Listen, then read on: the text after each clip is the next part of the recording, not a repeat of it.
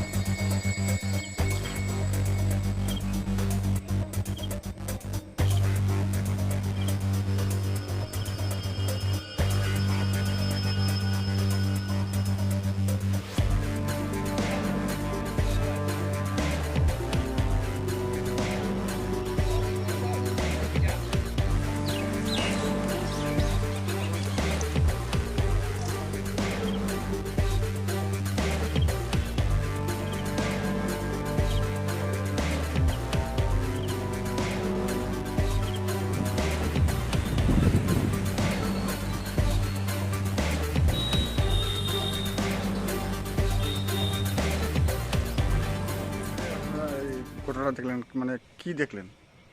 আসলে কালকে দুপুরবেলা থেকে আমাদের এখানে যে পার্শ্ববর্তী আমরা যে প্রতিবেশীরা আছি একটা দুর্গন্ধ টের পাচ্ছিলাম।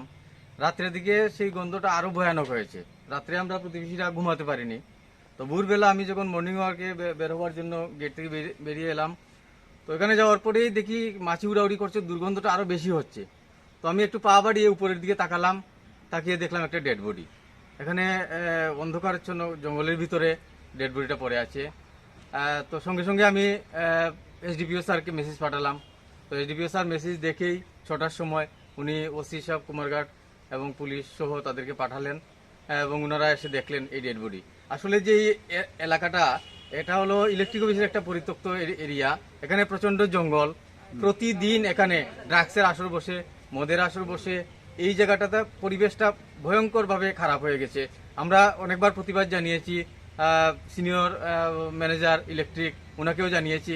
তো আমরা সিদ্ধান্ত নিয়েছি, আমরা যারা প্রতিবেশী আছি আমরা সবাই মিলে দরখাস্ত লিখে এমএলএ মহোদয়, আমাদের চেয়ারম্যান মহোদয় এবং এসডিএম মহোদয়কে আমরা দেব। কারণ এই জঙ্গলটা পরিষ্কার করে এখানে ব্যারিকেড না দিলে আগামী দিনে আরও দুর্ঘটনা ঘটবে। কারণ এটা একটা অসামাজিক কার্যকলাপের স্থানে পরিণত হয়েছে। এই যে ডেড বডি বলছেন, এটা কি চেনা গেছে? কোথা থেকে এসেছে? না, এটা তো আমরা চিনতে পারিনি। এখন ওনারা এসছেন, পুলিশ আধিকারিকরা এসছেন, আপনারা এসছেন, হয়তো এটা তখন চেনা যাবে। কোথা থেকে এলো এগুলো, মানে এই সম্পর্কে আমরা এখনো আমরা তো বলতে পারবো না। তো আমরা জাস্ট দেখেছি এবং ওটা তো কয়েকদিন আগের, মুখ টুক বিকৃত হয়ে আছে। তো এটা পরিচয় বেরিয়ে আসবে হয়তো। এলাকার নাম কি? এটা হলো 8 নম্বর ওয়ার্ড, হাসপাতাল রোড ধরে ইলেকট্রিক অফিস।